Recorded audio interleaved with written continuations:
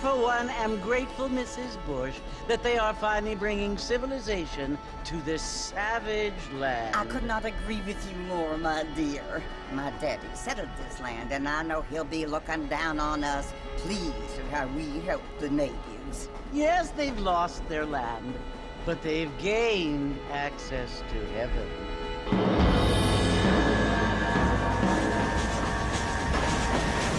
But Father, do you mean unless an innocent receives communion, they're destined to go to hell? It hardly seems fair.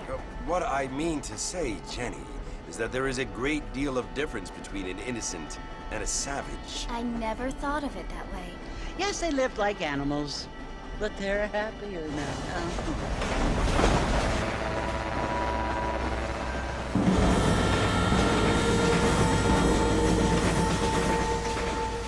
Not only do people now have motor cars, Father, but I heard that pretty soon we will be able to fly. No, only angels can fly, Jenny. No, apparently people can fly. Didn't you hear? Out in Kansas, a man even got a car to fly. I hardly think so, Jenny.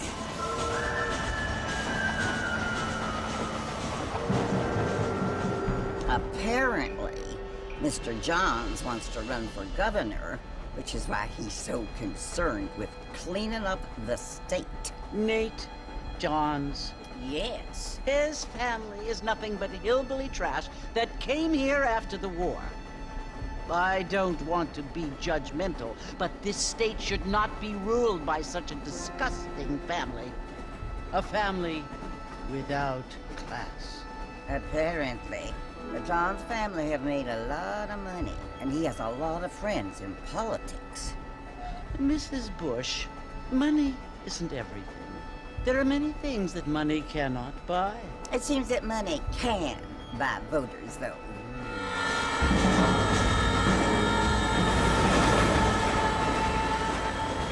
What you must remember, my dear, is that we have been brought here to spread the word.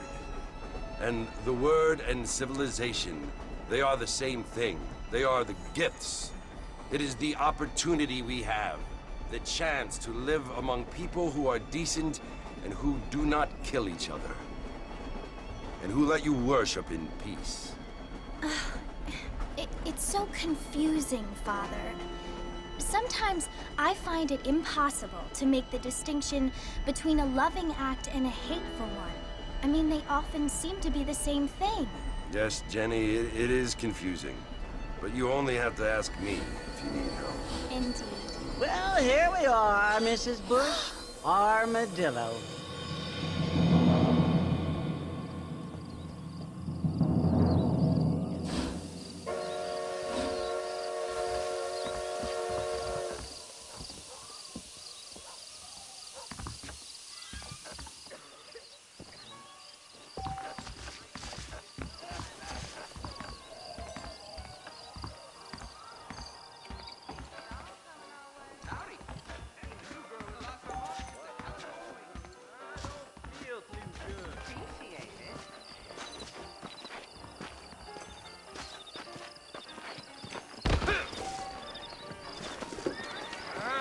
Feel too good.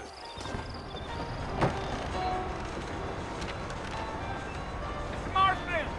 Mr. Marston, over here!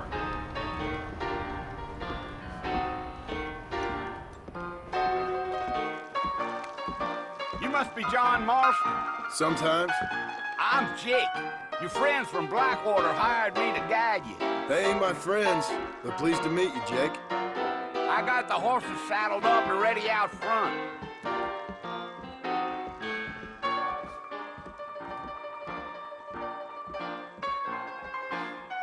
The Derby is going to be next week. Not a lot of business in the Dixie Rose lately. You're gonna get us both in a world of trouble, Mr. Marston. Best we get out of town.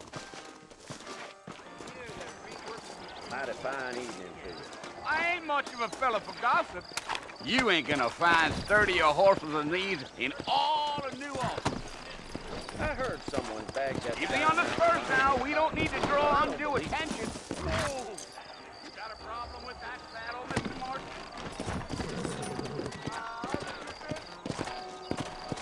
It's the market, me and you.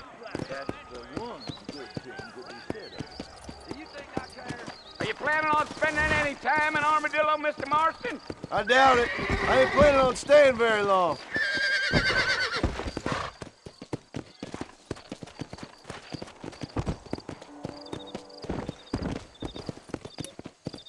Yeah, so it was the marshal who hired me.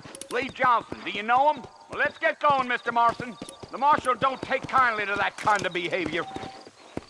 I think I heard his name.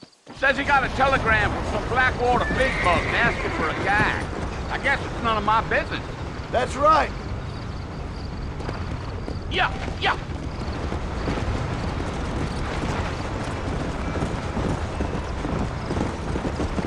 You ain't very talkative, are you? Nope. I'm just chewing the dog, mister. It's how I am. I don't mean nothing by it. Trust me. There's things you better off not knowing.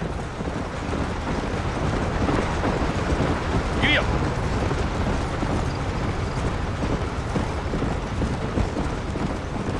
You don't look much like no Blackwater fella. That's because I ain't. If I'm being honest, I don't care much for those highfalutin big city types. Not much at all. Blackwater ain't much of a city.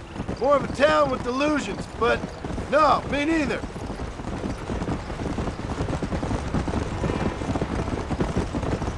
Yeah.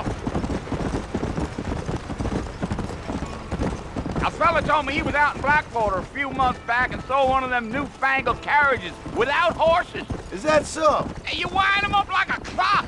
Damnedest thing ye ever saw without the aid of liquor, he told me. Times are changing fast. That's for sure.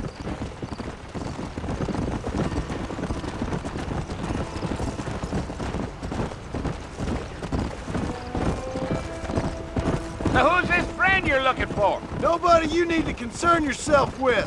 Never you mind all my questions, Mr. Marston. I just reckon you might be barking at a knot heading for the fort. We'll see when we get there. Well, I sure as hell ain't sticking around. Fort Mercer ain't no place for an old man like me to be a dawdling around. Yeah.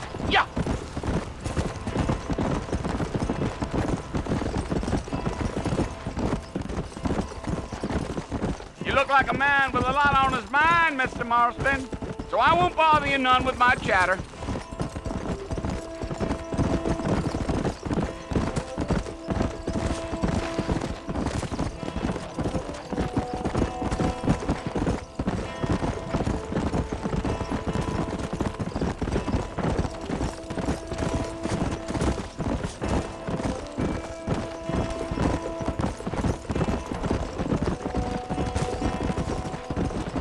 Damn coyotes! What a waste of good meat!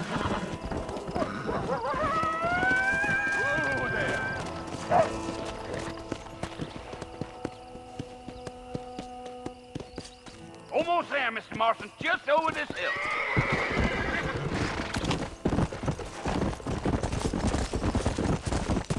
Giddy up.